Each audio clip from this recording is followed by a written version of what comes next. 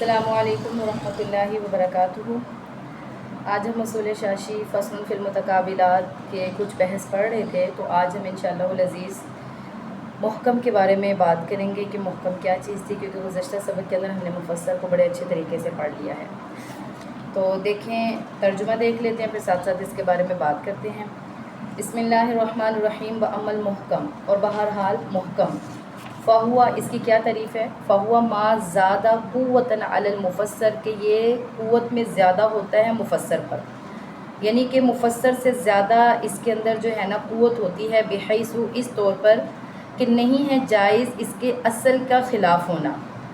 اس کی مثال دیکھ لیں فی الکتاب، کتاب اللہ میں، کہ بے شک اللہ تعالیٰ ہر چیز کو، ان اللہ بکل شیء علیم، اللہ ہر چیز کو جاننے والے ہیں، وَإِنَّ اللَّهَ لَا يَظْلِمُ النَّاسَ شَيْئًا، بے شک اللہ تعالیٰ کسی کے اوپر بھی ظلم نہیں کرتے۔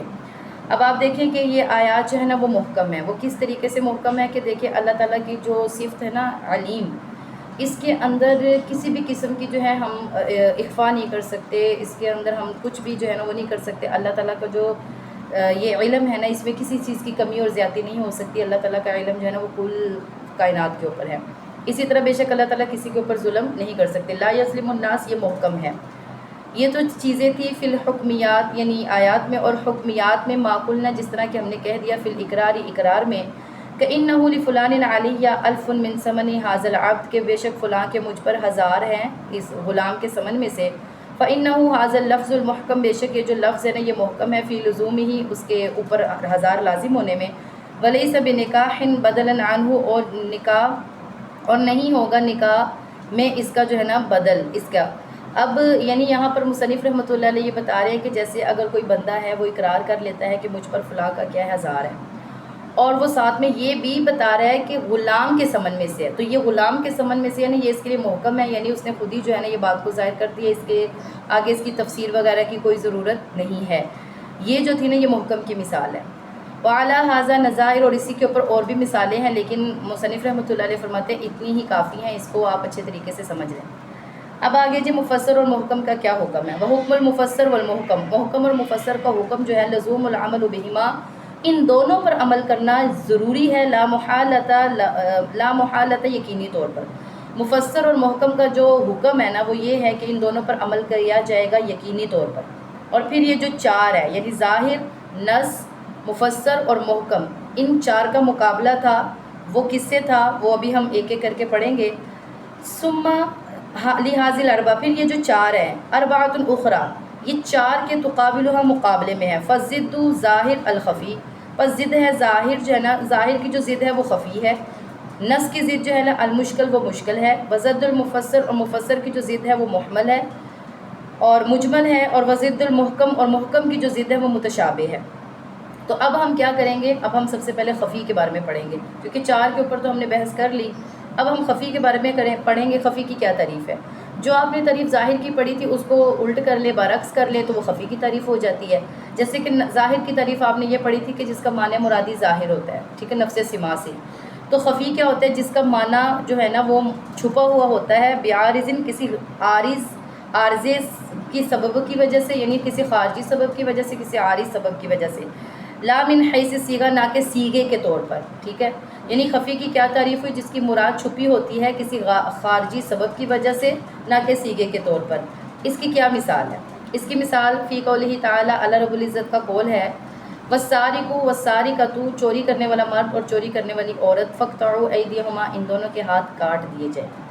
یہ جو آیت ہے نا، اس کے ظاہر سے ہمیں پتہ چل رہا ہے کہ چوری جو بندہ کرتا ہے نا اس کے ہاتھ کاٹ دیے جائیں گے۔ یہ آیت ظاہر ہے چور کے حق میں، چور کے حق میں یہ آیت کیا ہے؟ ظاہر ہے، لیکن یہ خفی ہے فی حق الطرار والنباش، جیب کترے کے حق میں، اور نباش کہتے ہیں کفن چور کے حق میں۔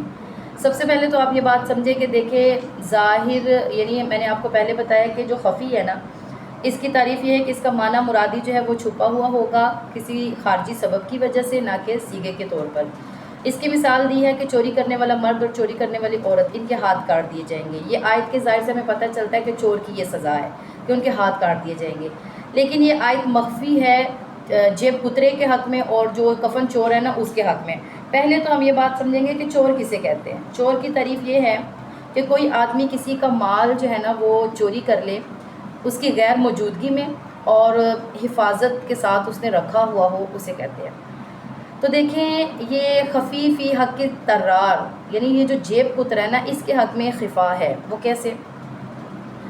یہ جو جیب کترا آدمی ہے نا، یہ اب ظاہر ہے کسی نے کسی کی جیب کو کاٹا ہوگا اور اس میں سے پیسے وغیرہ نکالے ہوں گے، تو دیکھیں جیب میں کوئی پیسے ڈالتا ہے تو وہ حفاظت کے لیے تو ڈالتا ہے، اور پھر وہ آدمی موجود تھا، یعنی وہ غیر موجود تھا، جیسے وہ سویا ہوا تھا تو اس کی جیب سے جو ہے نا اس نے پیسے نکال لیے، یہ اس کے حق میں تو ہے، ہم اس کے حق میں تو کہیں گے کہ اس کو سزا ملے گی، کیونکہ اس نے بھی مال ایسے ہی چوری کیا، جس طرح کے چور کے بارے میں ہم نے تعریف ابھی پڑھ لی، اس کے اندر بھی یہی بات پائی جا رہی ہے کہ وہ آدمی سو رہا تھا، یعنی وہ موجود نہیں تھا، اور دوسری بات یہ کہ اس نے اس کی جیب میں سے کیا، یعنی اس کی حفاظت والی جگہ سے اس کا مال اٹھا لیا، تو یہ اس کے حق میں خفی ہے، تو یہ جو ہے نا وہ چوری کرنے والا جو ہے اس کی طرح ہو جائے گا، لیکن ہم اس کو اس کے ہاتھ نہیں کاٹیں گے، بلکہ قاضی جو ہے نا اس کو کوئی سزا دے گا، ٹھیک ہے، اس کے حق میں خفی ہے، یہ طرار کے حق میں، یہ بات تو آپ کو سمجھ آ گئی۔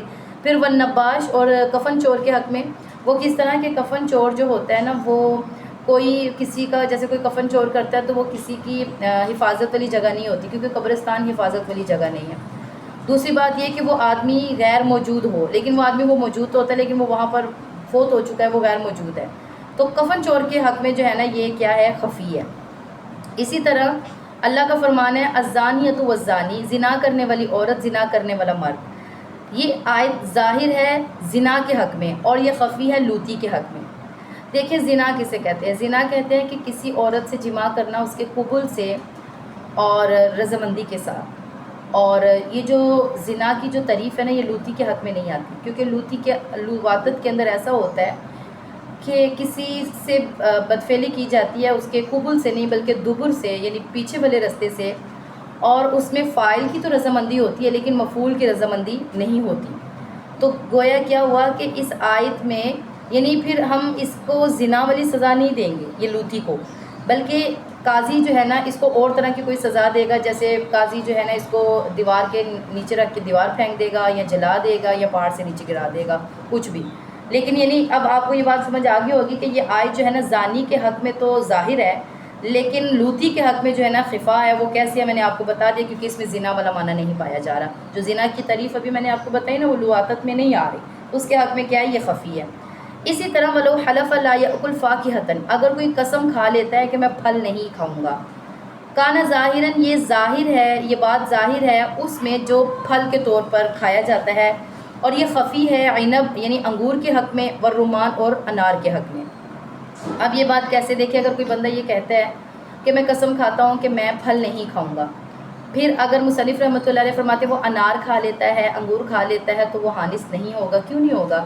دیکھیں فاکہہ کہتے ہیں پھل کو جو بطور لذت استعمال کیا جاتا ہے، یعنی جتنے بھی پھل ہیں نا وہ بطور لذت استعمال کیے جاتے ہیں، بطور غذائیت نہیں، لیکن جو انگور اور انار ہے نا یہ بطور غذائیت کے لیے استعمال کیا جاتا ہے، یعنی اگر انسان کے پاس کچھ بھی نہ ہو تو اس سے انسان کھائے تو وہ زندہ کافی دنوں تک رہ سکتا ہے، تو اس کے حق میں یہ خفا ہے۔ تو یہی بات کہ اگر کوئی اس میں جو ہے نا فاکہہ والا معنی نہیں پایا گیا، اگرچہ معاشرے میں یہ پھلوں کے طور پر استعمال ہوتے ہیں لیکن اس میں غذائیت پائی جاتی ہے۔ اسی طرح اگر کوئی بندہ یہ قسم کھا لیتا ہے نا کہ میں پھل نہیں کھاؤں گا، تو یہ پھل کے حق میں تو ظاہر ہے لیکن عنب اور رمان یعنی انگور اور انار کے حق میں یہ خفی ہے، یعنی معنی چھپا ہوا ہے اس کا۔ اب خفی کا حکم کیا ہے؟ کیا کریں گے ہم اس کے حکم کے اندر؟ وخفی وحکم الخفی، خفی کا حکم وجوب الطلب، اس کی طلب کو واجب، اس کی طلب جو ہے نا وہ واجب ہے۔ خفی کو جستجو کی جائے گی، کوشش کریں گے اس کے خفا کو دور کریں، جس طرح کہ آپ نے طرار کے اندر کوشش کی تو اس کے آپ نے خفا کو دور کر دیا، آپ نے کہہ دیا کہ یہ اس کو سزا ملے گی، لیکن نباش کے اندر خفا ہے ابھی بھی، وہ دور نہیں کر پائے۔ اسی طرح زانی کے حق میں جو ہے نا یہ خفا بن رہا تھا لوطی کے حق میں، تو وہ دور نہیں ہوا کیونکہ اس کے اندر زنا والا معنی نہیں پائے گا، اس کو کوئی اور سزا دیں گے۔ اسی طرح پھل کے حق میں جو ہے نا وہ خفا ہے عنب اور رمان کے حق میں، یعنی ہم اس کے اندر کوشش کریں گے کہ اس کا جو خفا ہے نا اس کو طلب کریں اور اس کو دور کریں، حتیٰ یہاں تک کہ یزول عنہ الخفا، اس سے خفا جو ہے نا وہ ختم ہو جائے۔